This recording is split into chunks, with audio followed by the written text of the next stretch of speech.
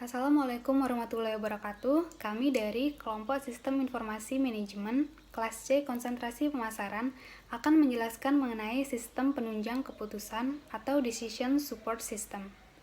Anggota kelompok kami ada Afra Esa Ajeng, Asmawati, Elsie Apriliana, dan saya sendiri Fadia Rizka Nur Alifiani. Pertama-tama saya akan menjelaskan tentang pengertian dari sistem penunjang keputusan atau sistem pendukung keputusan. Jadi, sistem pendukung keputusan (SPK) atau Decision Support System (DSS) adalah sebuah sistem yang mampu memberikan kemampuan pemecahan masalah atau kemampuan pengkomunikasian untuk masalah dengan kondisi semi terstruktur dan tidak terstruktur. SPK merupakan implementasi teori-teori pengambilan keputusan yang telah diperkenalkan oleh ilmu-ilmu seperti Operation Research dan Management Science. Hanya bedanya adalah bahwa jika dahulu untuk mencari penyelesaian masalah yang dihadapi, harus dilakukan perhitungan iterasi secara manual, biasanya untuk mencari nilai minimum, maksimum, atau optimum. Namun pada saat ini dapat dioperasikan melalui komputer dengan waktu yang relatif singkat. Selanjutnya ada ruang lingkup DSS atau Decision Support System. Jadi yang pertama, DSS dapat digunakan untuk mengawali kerja dan masalah-masalah yang kemungkinan terjadi dan sangat tidak diharapkan kehadirannya.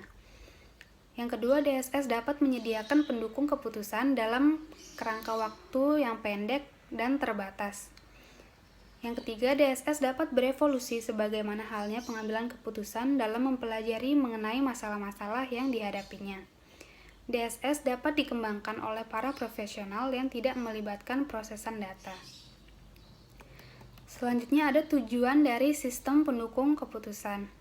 Yang pertama adalah untuk membantu manajer dalam membuat keputusan untuk memecahkan masalah dalam kategori semi terstruktur. Yang kedua, mendukung penilaian yang dilakukan oleh manajer, bukan untuk menggantikannya. Jadi DSS ini tidak dimaksudkan untuk menggantikan manajer, namun sebagai pendukung penilaian. Manajer dan DSS bekerja sama sebagai sebuah tim dalam pemecahan masalah yang berada dalam area semi terstruktur yang luas. Yang ketiga atau yang terakhir, yaitu untuk meningkatkan efektivitas pengambilan keputusan manajer daripada efisiensinya. Jadi manajer harus memutuskan alternatif mana yang terbaik. Materi selanjutnya akan dijelaskan oleh Afra Esa Ajeng. Baik, saya akan melanjutkan presentasi dari teman saya. Saya akan menjelaskan tentang sifat-sifat sistem pendukung keputusan. Sifat-sifat sistem pendukung keputusan ini ada berbagai macam, yaitu berfokus pada proses keputusan, bukan pemrosesan transaksi, dirancang dengan mudah, sederhana, dapat diterapkan dengan cepat dan mudah dirubah, dirancang dan dioperasikan oleh manajer, mampu memberikan informasi yang berguna bagi analisis kegiatan manajerial selanjutnya. Berkaitan hanya dengan bagian kecil analisis atau bagian kecil dari masalah besar, karena untuk masalah besar mungkin diperlukan lebih dari sebuah DSS. Memiliki logika yang serupa dengan cara manajer menganalisis situasi yang sama. Memiliki basis data berisi informasi, memungkinkan manajer untuk menguji hasil dari serangkaian alternatif, yang memungkinkan manajer menjawab pertanyaan seperti apa pengaruhnya terhadap penjualan total dan keuntungan apabila saya mengubah potongan harga. Selanjutnya itu ada komponen sistem pendukung keputusan. Komponen sistem pendukung keputusan ini ada 4 macam komponen, yaitu yang pertama data manajemen, termasuk database yang mengandung data yang relevan untuk berbagai situasi dan diatur oleh software yang disebut Database Management System atau disingkat menjadi DBMS.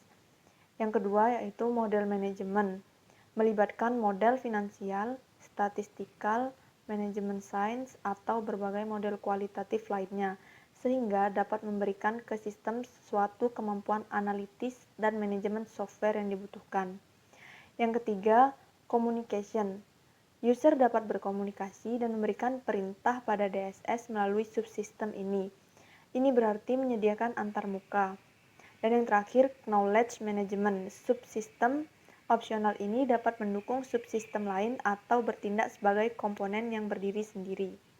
Selanjutnya akan dilanjutkan oleh teman saya, Elsie. Selanjutnya yaitu kita membahas tentang sistem-sistem pendukung keputusan. Sistem-sistem pendukung keputusan yaitu dibagi menjadi 3. Yang pertama yaitu keputusan terstruktur. Keputusan terstruktur adalah keputusan yang dilakukan secara berulang-ulang dan bersifat rutin. Informasi yang dibutuhkan spesifik, terjadwal, sempit, interaktif, real-time, internal, dan detail. Contohnya yaitu keputusan pemesanan barang dan keputusan pengalihan piutang.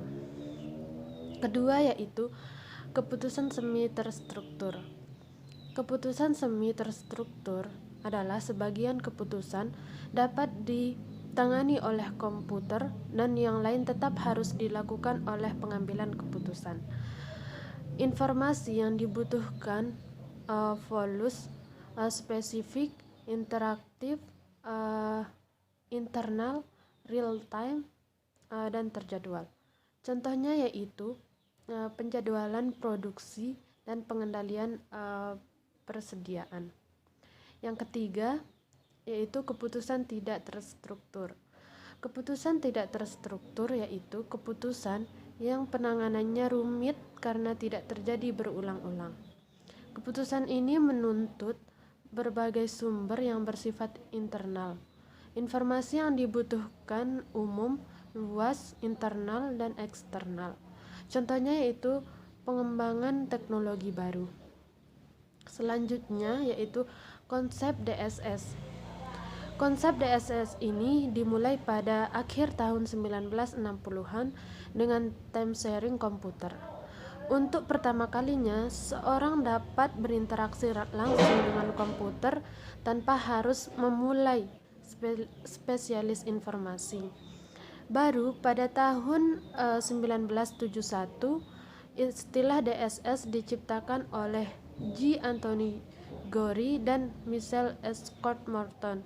Keduanya mengarahkan aplikasi komputer pada pengambilan keputusan manajemen dan mengembangkan apa yang telah dikenal sebagai Gorey dan Scott Morton Grid. Matrik ini digambarkan didasarkan atas konsep Simon mengenai keputusan terprogram dan tidak terprogram serta tingkat-tingkat manajemen Robert and Anthony. Selanjutnya akan materinya yang akan dibahas oleh Asmawati. Assalamualaikum warahmatullahi wabarakatuh. Saya akan melanjutkan penjelasan dari teman saya, yaitu tahapan sistem penunjang keputusan. Nah, di sini ada beberapa bagiannya. Yang pertama yaitu tahap fase inteligensi, di mana inteligensi dalam pengambilan keputusan meliputi scanning atau pemindaian lingkungan entah secara inter ataupun terus-menerus.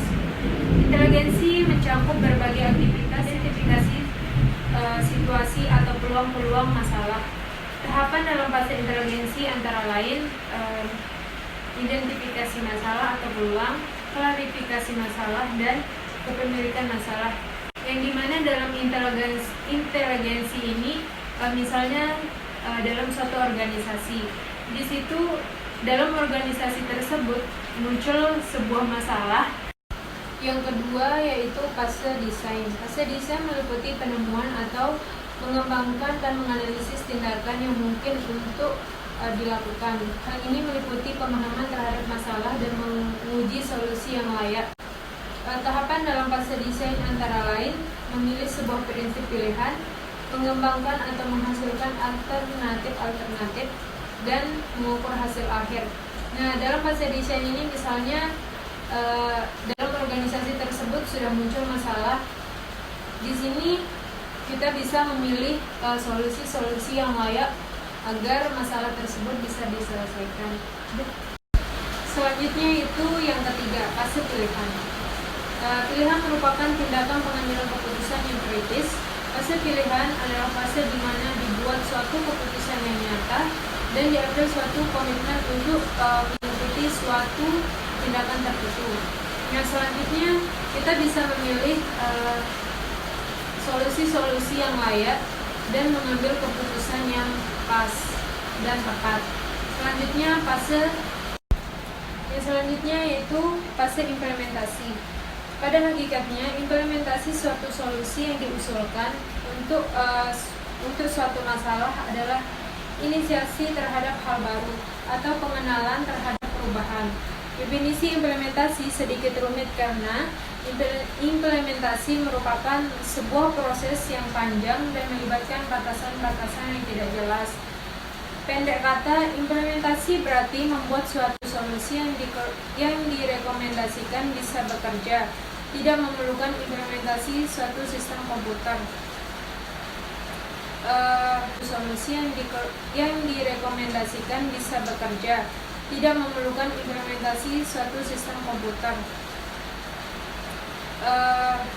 Terus yang kedua, dapat merespon dengan cepat pada situasi yang tidak diharapkan dalam kondisi yang berubah-ubah. Yang ketiga, mampu menerapkan berbagai strategi yang berbeda pada konfigurasi berbeda secara cepat dan tepat.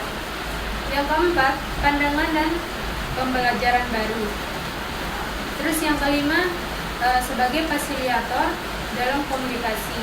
Terus yang keenam, meningkatkan kontrol. Selanjutnya yang kesembilan yaitu meningkatkan efektivitas manajerial, menjadikan manajer dapat bekerja lebih singkat dan dengan sedikit usaha. Nah, yang terakhir ini adalah meningkatkan produktivitas analisis.